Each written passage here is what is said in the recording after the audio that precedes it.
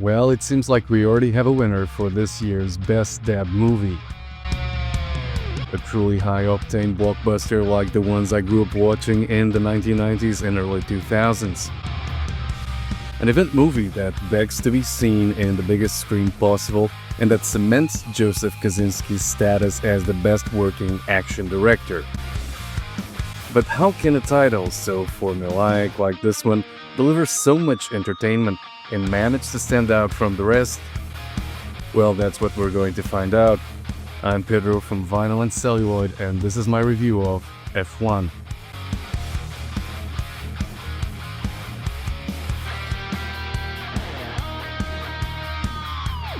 Now, I remember saying when Top Gun Maverick was first announced that the sequel to the 1986 movie had already been made. It was titled Days of Thunder. Now that Tom Cruise is toying with the idea of resurrecting the 1990 NASCAR title for a sequel, I repeat myself by stating that we already have a sequel in Joseph Kosinski's F1. As I already made it painfully clear, F1 follows the formula, one we have seen time and time again. But here's the thing about formulas. When they work, they really work. There's a central theme around the naturally gifted but emotionally burdened protagonist with a rebellious streak, the sides of mentorship and rivalry, speed as essentially a spiritual test, and the conflict between a flawed system and a rogue. These have been the recurring aspects we've seen in titles such as Top Gun, Days of Thunder, the sequel Top Gun Maverick, and now F1 with Brad Pitt standing in for Tom Cruise. All movies were produced by Jerry Bruckheimer and the first half directed by the late, great Tony Scott, with the last two helmed by Kosinski. And the comparisons don't stop here. Hell, all these movies even feature a track that exists as a pure Best Original Song Oscar bait. But the question remains, how does F1 manage not only to meet the hype but actually surpass it? But before I get to that, let me quickly recap what this title is about. Sonny Hayes, played by Brad Pitt, was once a rising Formula One driver, known for his talent and aggression on the track, until a devastating crash forced him into early retirement. Years later, he's living far from the spotlight, when his former teammate Ruben Cervantes, played by Javier Bardem, now the owner of a struggling F1 team, reaches out with a proposition. Return to the paddock, not just as a driver, but as a mentor. The team, APXGP, is in crisis, lacking results, sponsors, and stability. Sonny is brought in to partner with their current star Joshua Pierce, played by Damson Idris, a young, fiercely competitive driver whose potential is matched only by his lack of discipline. As the season begins, Sonny's comeback raises eyebrows, whilst tensions build within the team garage. The media questions the team's choices, rivals circle like vultures, and internal pressures mount as everyone hunts for results. While Sonny adjusts to the new era of racing, with faster cars, data-driven strategies, and relentless PR, he also tries to bring structure to a team on edge. Friction between the two drivers complicates race weekends, and management must decide how long to stick with their unorthodox pairing. As the calendar progresses, both drivers are pushed to adapt, and the team's season teeters between breakthrough and collapse. By now, you can already sense the formula creeping up on you. Sure, F1 plays out like a natural successor to the movies I just mentioned before, but is this legacy enough to ensure a hit? Absolutely not. The whole thing has been cynically dismissed in certain circles as a long ad for the motorsport and a blatant attempt to give Formula One more exposure in the American market. And hey, I'm not gonna argue. It is. But I guess you can have a great ad and a great movie. And to prove it, let's find out how this movie stands with the usual 4 reasons that support my view.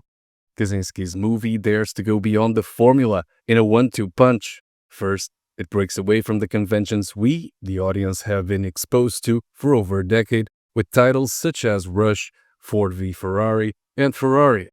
These biopics by nature were fully anchored, meaning dragged down, by their period piece themes and highly stylized recreations on controlled sets or closed tracks. With the exception of Rush, which I truly love, they all came across as soulless, giving us no reasons to care for the leads. All were forced to play within the confines of reality since they focused on real human beings and their lives. From a technical standpoint, they never truly offered an immersive experience, with Rush relying on dramatic cutting and Ford v Ferrari playing too close to classical cinematography. Unlike these constrained biopics, F1 operates more like 1971's Le Mans, the Steve McQueen starring title, known for not having a plot, except Kosinski's movie has one that's filled with tension and drama. But it's a credible and plot-relevant drama, not the kind we saw in other vintage movies like Grand Prix and Bobby Deerfield. And here's where the second punch lands hard. Whilst Le Mans was revolutionary for its immersive realism, McQueen literally raced at Le Mans for the cameras. It sacrificed emotional investment for authenticity. You watched cars go fast, but you didn't care who was driving them. Kosinski takes the same commitment to visceral realism, filming on actual F1 circuits during real race weekends, but layers in the human drama that McQueen's film desperately lacked. The innovation here isn't just technical, it's found in the narrative as well. F1 gives us the adrenaline rush of being trackside, whilst making us genuinely invested in whether Sonny can prove he still belongs and whether Joshua can mature into a champion. It's Le Mans with a beating heart, Rush with real consequences, and Top Gun Maverick on four wheels. And this is why F1 transcends its formula. It doesn't just follow the template, it perfects it by learning from both the failures and successes of everything that came before. Of course, none of this matters without a great cast, and F1 sure has it. Brad Pitt is at the front and center of the action, with his Sonny Hayes coming across as a mix between McQueen's outing in Le Mans, with the stoicism and silent trauma that come with the hard and fully lived life, and the wisecracking bravado the actor developed as Cliff Booth and Lieutenant Aldo Rain in his two collaborations with Tarantino. Pitt commands the screen like Cruise's Maverick did in the Top Gun sequel as a rogue with enough experience under his belt to do things his own way. Much like the motorsport it portrays, F1 the movie is a team effort, and backing Pitt is a stellar cast. Damson Idris as rising star Joshua Pierce is the film's emotional through line. His performance strikes a precise balance, hungry yet cautious, confident but deeply aware of the weight of expectation. Idris makes Joshua's trajectory believable. You root for him not because he's flashy, but because he's vulnerable. There's a quiet dignity in his performance that holds up next to Pitt's charisma, creating a dynamic that feels earned rather than manufactured. Carrie Condon is magnetic as the team's sharp-minded technical director. With a presence that cuts through chaos, she brings intelligence, restraint, and dry wit to a film largely dominated by testosterone and tire smoke. She makes every moment count, whether she's issuing calm commands over the radio or challenging egos in the garage. In a genre that often sidelines female characters, Condon feels essential, not peripheral. Javier Bardem plays the team's principal with his trademark intensity, equal parts visionary and pragmatist. Bardem brings gravity and unpredictability to every scene he's in, often with just a glance or a shift in tone. He doesn't overplay the role. Instead, he makes you feel the pressure of running a billion-dollar machine where every decision ripples across lives, egos, and legacies.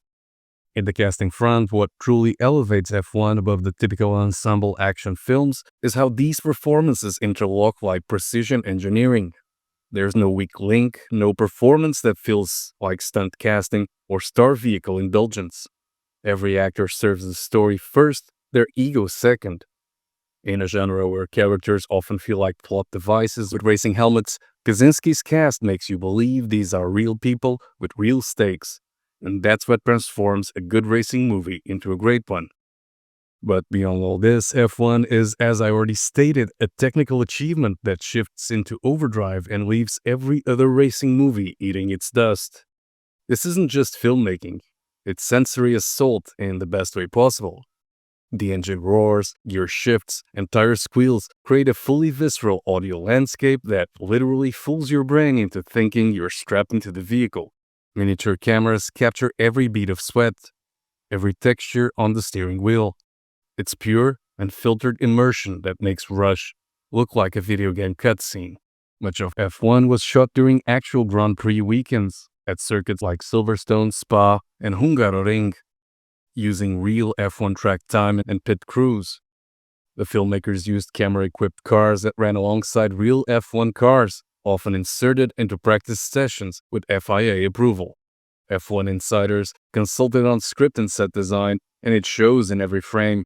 But the real magic happens in how the director structures these sequences. Tight montages with no unnecessary slowdowns, top-tier cinematography that's already been whispered about in award circles, and visual effects so seamless you forget they exist. This technical mastery isn't just showing off, it serves a story. Every roaring engine, every perfectly timed cut, every sweat drop on the visor pulls you deeper into understanding what drives these characters to risk everything for a few seconds of perfection. When all this is brought together, we find a movie that represents technical filmmaking at its absolute peak. The tension and the stakes come across as real. It certainly left me sweating during my watch, and whilst I'd love to credit that entirely to Kosinski's masterful direction, I have to admit, the broken air conditioning at my theater screening probably contributed to half of that perspiration. Then there's Hans Zimmer's score, and here's where I need to get controversial. The movie and the score is simply challengers for audiences who don't need hyper-stylized ball-tracking shots and a score that requires MDMA to be appreciated. Zimmer, who also composed the soundtrack for Days of Thunder, delivers a captivating sonic experience that mixes traditional orchestral cues with electronic sounds to create something that's both very now, but also honors the legacy of racing movies that came before it. If rumors are to be believed and Kosinski ends up directing the new Miami Vice, he better get Zimmer to do the score. The German composer's work is the closest we'll ever get to the masterful sounds of Jan Hammer. So, simply put, this pairing of technical filmmaking and score in service of story proves that this movie cannot be summarized as spectacle for spectacle's sake. What stays with us once the credits start to roll is how the movie captures that unmistakable 90s energy we've been craving, the kind of earnest, no apologies blockbuster filmmaking that made us fall in love with movies in the first place. There's vintage rock pulsing through the soundtrack, high-octane thrills that feel both familiar and fresh, and the specific brand of masculine camaraderie that defined the Jerry Bruckheimer golden era. But here's the genius move. Kosinski doesn't just recreate the past, he upgrades it with today's filmmaking technology. This is a ferociously entertaining blockbuster that delivers total summer escapism. The kind of movie that reminds you about the good times that you had going into theaters. It's got all the DNA of the classics. The mentor dynamics, the underdog story, the celebration of human excellence, but wrapped in cinematography and sound design that would have been impossible even a decade ago. So yes, as I already hinted at, Joseph Kosinski is in the process of cementing his status as Tony Scott's heir apparent. Like Scott, he understands that spectacle without heart is just noise, but heart without spectacle is just television.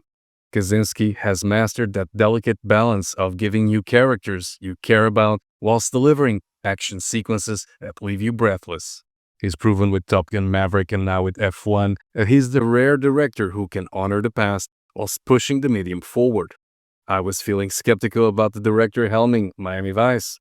It took 2.5 hours to completely be on board with the upcoming version of the classic show I love.